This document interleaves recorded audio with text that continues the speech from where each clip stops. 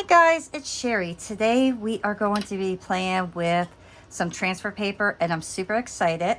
I have kind of lined up with a woman, Misty. She's from Love and Light Gallery and she sent me some transfer papers and we're going to make a really cool project. So this is her 1-year anniversary, so I really want to make a fun piece for her and just show you guys some of her papers. This is what I got. I already did part of one just to kind of give you an idea, but we have the very, very bright, beautiful colors. So this is just some of the stuff that I received and I cannot wait to create. Look how gorgeous these papers are. I mean, how beautiful are these? These are going to be used for earrings, and then that will be maybe like a collar or something like that. But so many beautiful things. You really need to check her out. And after I'm done showing you guys this tutorial, if you want, she gave me a code and it's Sherry20, so SHERRY number 20. And what I like is that she actually gives you full instructions how to work with the paper. So I love that. Not everybody does that. And then I did some little practice pieces. So this particular one was done on my Cernet. And then this was done on my Primo translucent. And these are both translucent clays. But look how gorgeous these came out. Look how nice the colors stay. Beautiful. So I want to create a bracelet, and I am going to kind of do this in steps.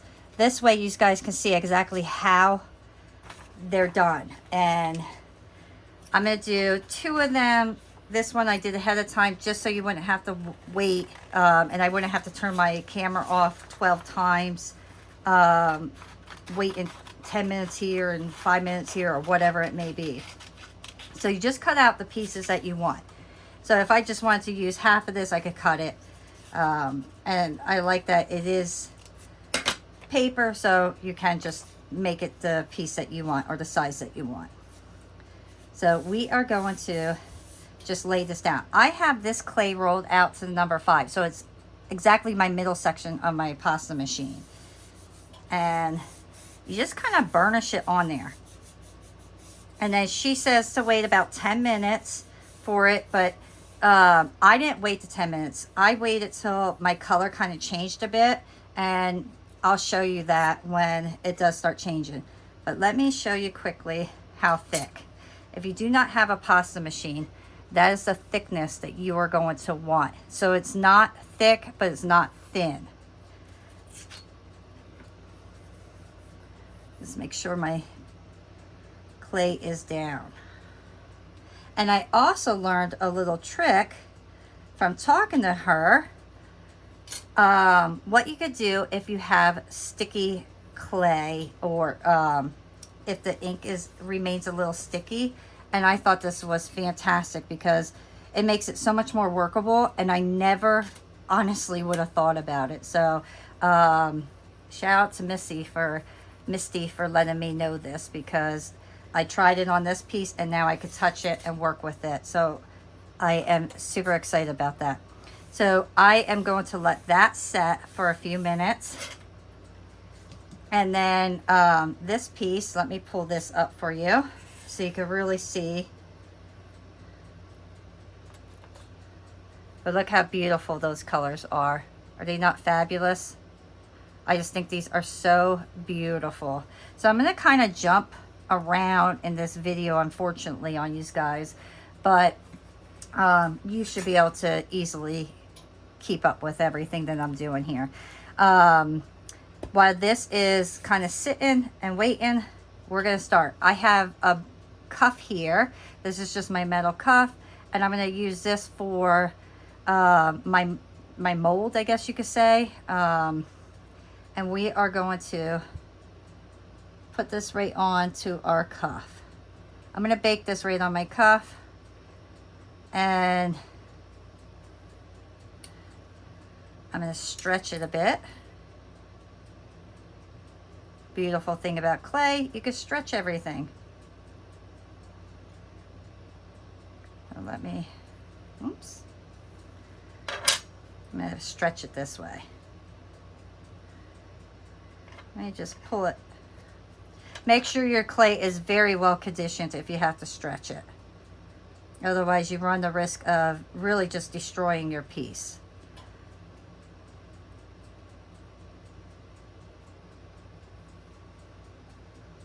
Perfect. Okay. So I got it right to my edge where I need it. All right, so now I can feel, do you see that? The ink kind of is getting a little on me. So the trick, and this is what I want to show you guys, is when you're working and the ink is a little wet still, this is baby powder, and I just have one of these little brushes. So I am going to take it, just take most of it off, and then I will brush very lightly over my areas that are wet so I can really work with them and not have my ink smear. So now I could touch that. It's nice and soft. It's not wet anymore. You just don't want to put too much on, because then it just doesn't work right. And you just have to have very little. You're not going to destroy your piece. She did say you could use cornstarch as well. I personally don't like cornstarch. I just have never liked using it with my clay. I'm not a fan of it. So I use baby powder. Now I'm not going to worry about the edges because I'm going to cut that all off. But I want to very carefully just kind of pull these over my edge. And I'm doing it very softly because you don't want your pieces to crack, because that will happen. I mean, it's just ink. So you see, like right here, the ink will crack if you get too rough with it. So now I'm just going to go right over and start trimming my piece up.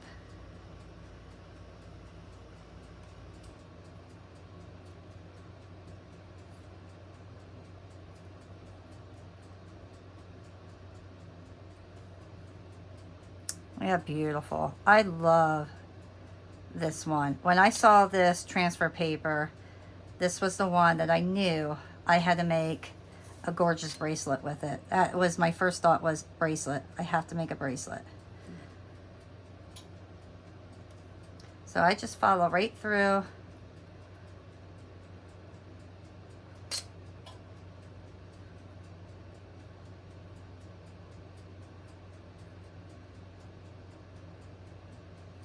I'm going to take my finger, put it right into the baby powder,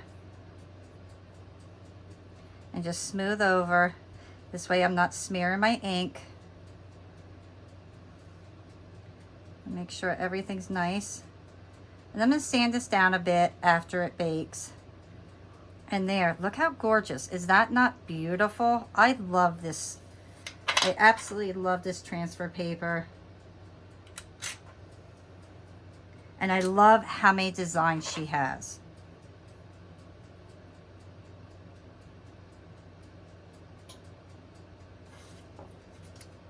It's very simple to work with. All right. And then my next step is I'm going to get my poker tool. And I have little holes here. Hopefully I'll find exactly where that hole is. Yep, right there.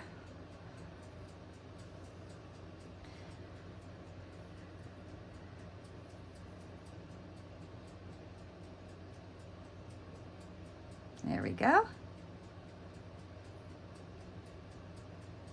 And then that's where my jump rings will go. So now that is ready to go right in my oven. So I'll put that off to the side. And then I'm going to show you how to do this one.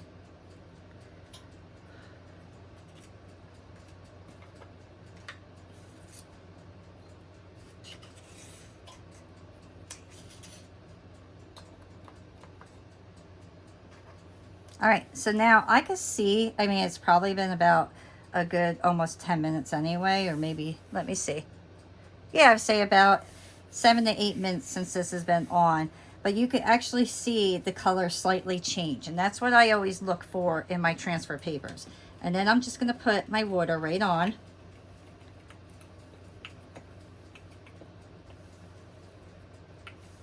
And I'm going to give this a few minutes to kind of just soak in there.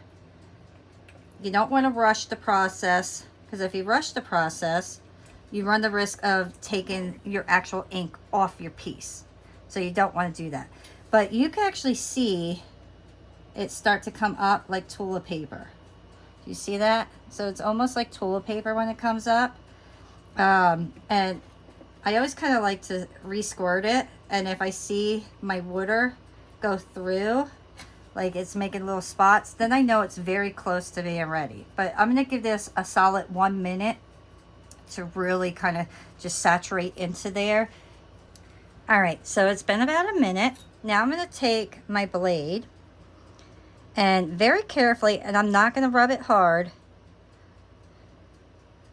and I'm just going to carefully go right over it.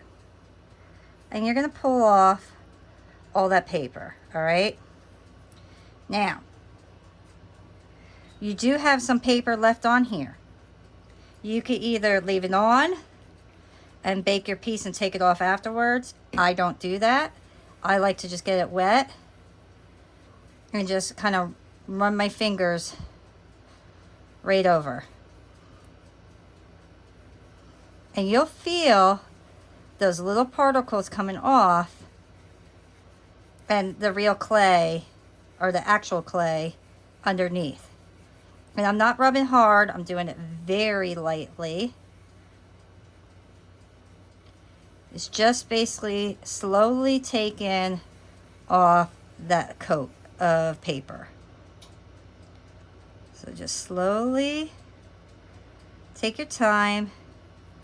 You'll see all the paper start, or you'll feel all the paper start kind of pulling up. And if you have a couple areas that you missed, that's okay.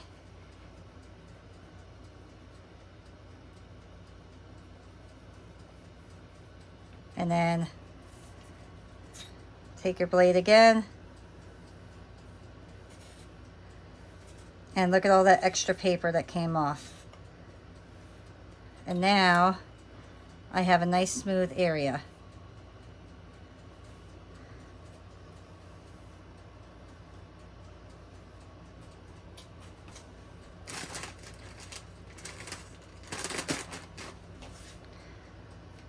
So I'm just going to kind of blot it a bit. Clean up my little extra mess here.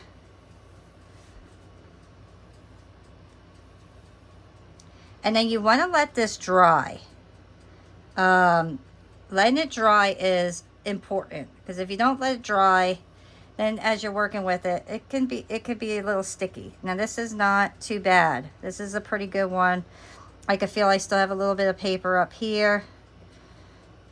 You can also take this and run it slightly under your sink, very lightly. Don't go crazy with it. Or put in a bowl of water, because I have done that numerous times. I unfortunately don't have a bowl with me right this second, so this is how I am going to do this particular one. This almost reminds me, this design, like stained glass, and I love that. I'm going to be bringing a few stained glass things to my channel here and there. I found another person that does some stained glass silk screens that I am going to show you guys. So lots of new things coming in July. And there. Now everything is beautiful, smooth. Let's let that dry, and then I'll pop on and we will finish up these bracelets. All right guys, so my piece is dry. There's no more water on there, but it is still a little tacky. So when I touch it, I can feel the tackiness on it. So now I'm going to show you how to go over your entire piece. So just get your little brush and just go right over it.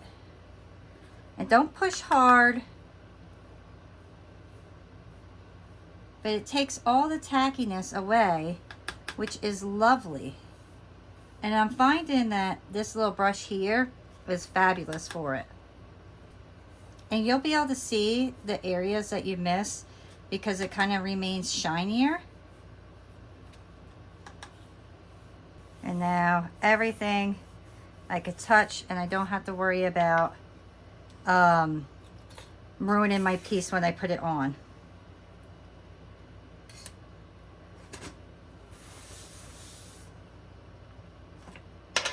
So I'm going to do a little stretch first.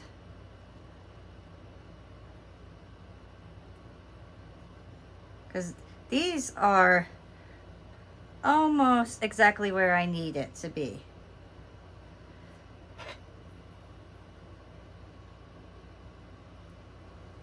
And then as I'm going over, I will pull it slightly just to make sure that I can go to the end. And we're going to put it back on this, so don't worry about it being thin.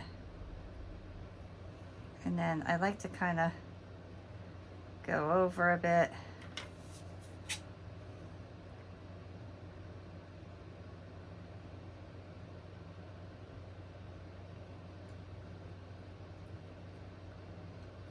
Oops, crack that a little bit.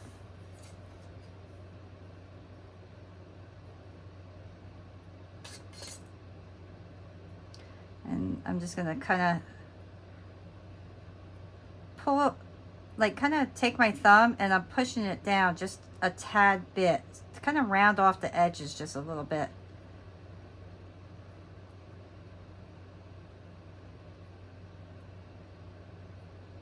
That way it's not so boxy. If your piece gets a little tacky again, just stick your finger in the baby powder and go over it a little bit. And now I will place this in my oven. This is going to be the first bake, and it is my Primo clay. So I'm going to do this 275 for a half hour, and then I will bake it along with this one. And then when they are out of the oven, I'll show you how to put the backs on. But look how gorgeous. Are these not fabulous? So now this one looked like that with the baby powder, but you can't see it anymore. You see how nice and dark and beautiful that ink is? That's how this will end up. Because right now you can see like the little bit of white from the baby powder. That will go away. So don't worry about that. Just don't load up the baby powder. Put it on lightly and it'll work out perfect for you. So 275 Primo clay, half hour, and then we return. All right, guys, so while my pieces are in the oven finishing up, I'm going to show you how to get the back ready. So what I did was I rolled my clay out to my number 4, my pasta machine. So that is, I'll show you quick, one size thicker than we did the bracelet, the top part. And I am just going to trim up. I'm going to make sure I have enough room to cover the entire back.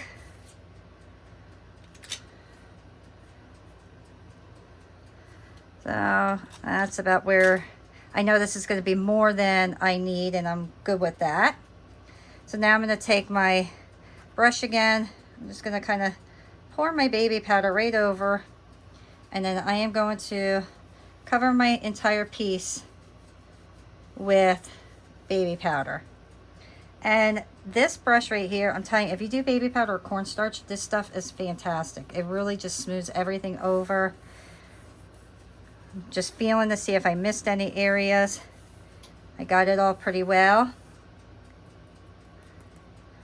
And then I am going to take my roller, and everything that I am using will be put in the description in the video. So if you're interested in anything that I use, I'll have it there for you. But this is from Alena's Clay Corner, and I love her rollers. They're fantastic. And you can see all I'm doing is rolling right over. But I thought this particular pattern would be so fabulous to go with the flowers because it's just so neat. And then we can make it colorful, which I love. But that's simple, guys. And now we're going to have a beautiful back to go inside our bracelet. So before we actually color it and make it colorful, I actually want to wait to see the colors on top of the bracelet to make sure nothing changes, because sometimes the colors will get a little bit lighter than they initially were, and which is fine, but I want to make sure that my colors all kind of match up. So I'm going to wait, see what colors we come out with, and then we'll go from there with that process. All right, guys, my pieces are out of the oven. They're still a little warm, so I'm not going to touch them, but they are fabulous. The colors stayed as bright as they were, which I'm super excited about. So now I know what I want to do here. I am going to do purple mainly on the back, and then I'm going to take some of my paint and fill in some of these little holes with paint just to give it a burst of color. So I think it's going to be a lot of fun.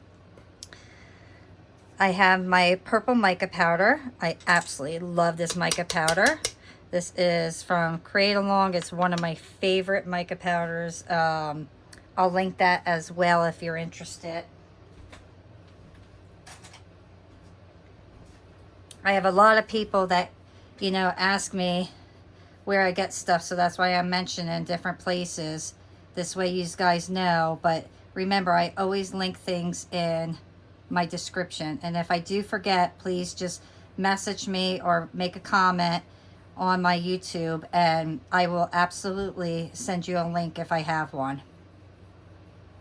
You can see all I'm doing is going over my piece with a paintbrush.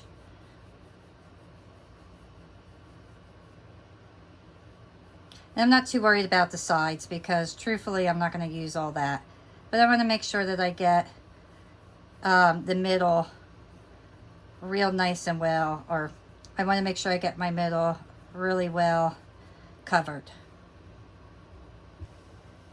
All right, these are cooled off enough that I could touch them. Look how beautiful.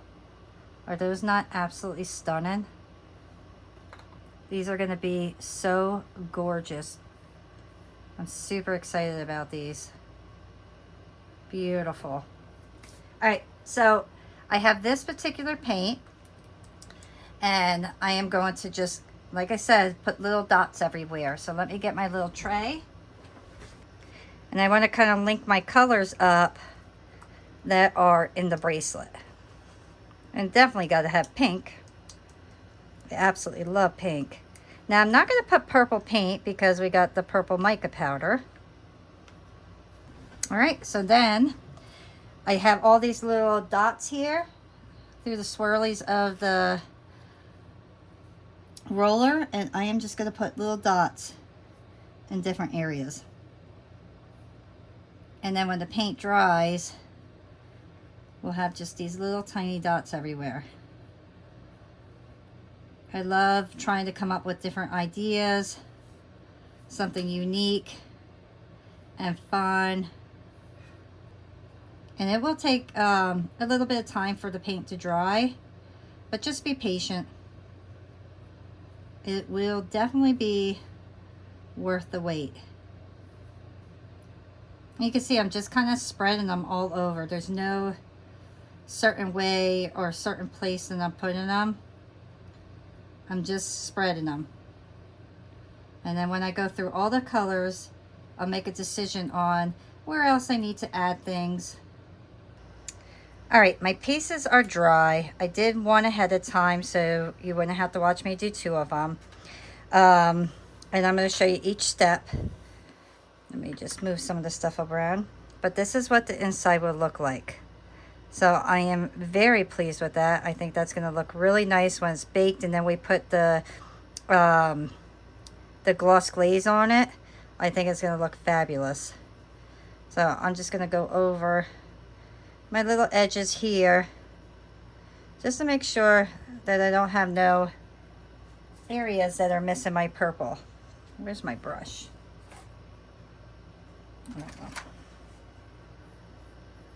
So I want to kind of get right in there. All right, and then I'm just going to put my bracelet right back onto it. And then I'll bake it like that. And I'm not worried about it turning like shiny because I'm going to make it shiny either way. So, all right, so what I did was I'm going to cut off my edges here, and I'll end up having to trim it up again. But I know I'm not going to need all that area. You just kind of lay that flat and it'll give you an idea. And I actually want more in the middle.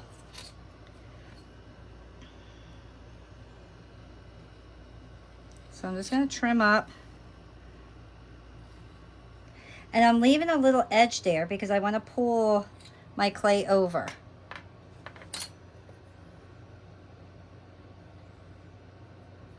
But look how pretty that looks. Is that not beautiful? I think that's going to look really, really neat. And not many people are really going to see it, but it is nice to have that little extra touch of something on the inside of your pieces. And it just makes it special. And if you sell your pieces, people really love the unique finished pieces.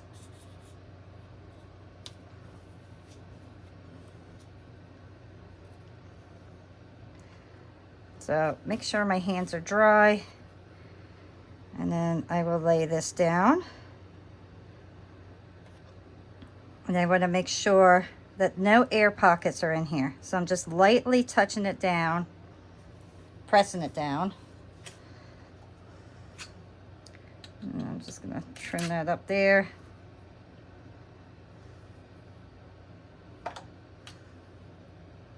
Trim that up there. I don't need that much. All right, so now I'm just going to take my clay and start pulling it up. So, and when I'm doing this, I'm not holding down because I don't want to destroy my texture there. So I'm just pulling it up very lightly.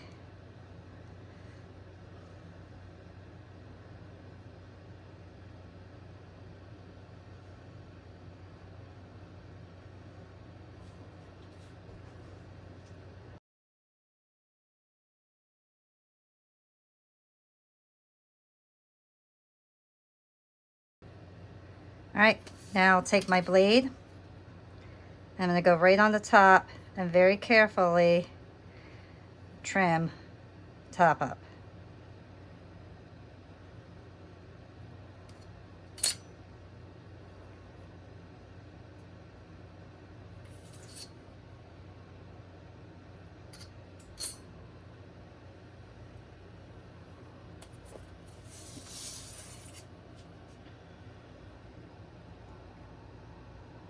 You don't want it over on top of your actual print. You just want it on the side, laying flush.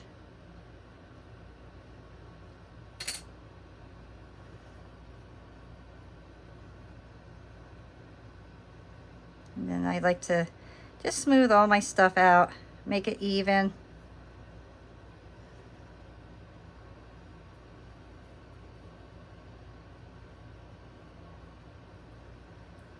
And you have that gorgeous back, gorgeous front.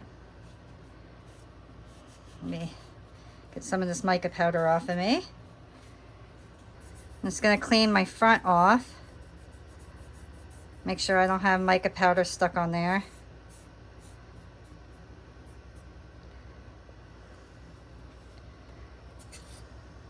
I'm going to give that a few seconds to dry, and then we are going to do our mica powder on the sides.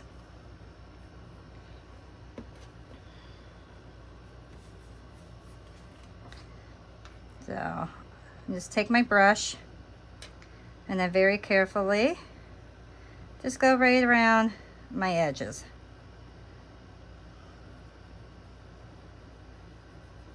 You can use your finger if it's easier. Sometimes I find it's easier doing that.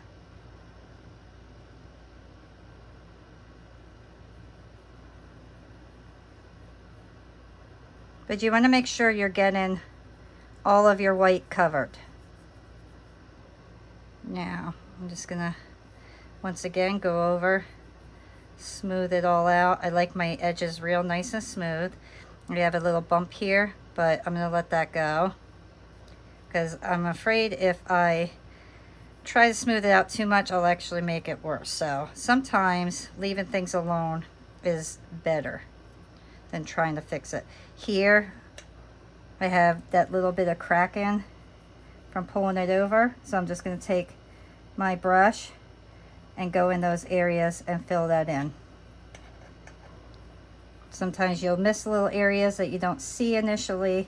So before you put it back in the oven, just go over it and make sure that you have it, because once it's baked, you can't really cover it with the same color.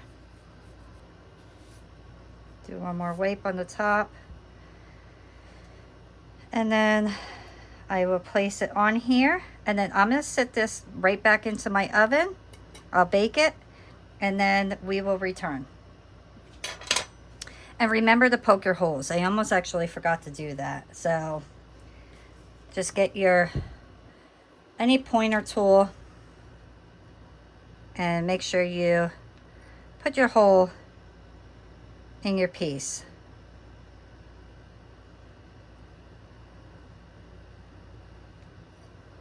I like to go through the back and the front just to give it that nice smooth opening. And then I'm going to put this in the oven, and I'm going to bake again for another ½ hour. All right, guys, so it's time to finish these pieces up. I went ahead and I did this particular one first. This way I didn't have to do both of them on the video, but look how beautiful that came out. I did edge it in silver. I thought it was nicer than the purple, so I'm going to edge this one in silver as well. The insides look gorgeous. I am very, very pleased with this, but look how bright. I cannot believe how well this color stayed on from that transfer paper. I have never seen a transfer paper so far stay this vibrant. It's just absolutely gorgeous. So let me finish this one up quickly with these guys. Let me clean off my edge here. I am using my chrome marker, and all I'm going to do is just edge where I put that purple. I thought the purple would look nice, and it doesn't look terrible, but I really thought the silver would look much, much better, and it does, to me at least. But if you like the purple or whatever color you chose, then go with that. I want you to always create your pieces the way you want to create them. I just kind of give you the ideas.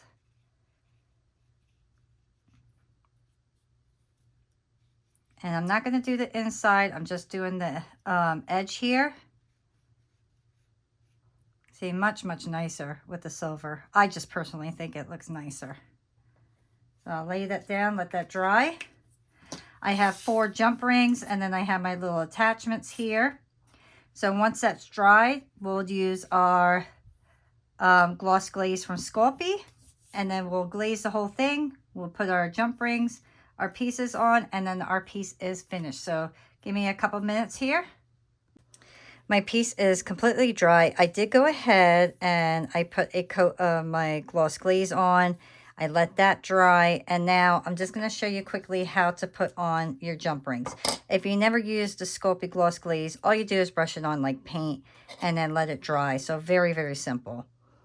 So I am just going to do a very easy way of connecting pieces here and putting on my closures. So I'm just going to add 2 jump rings on each side.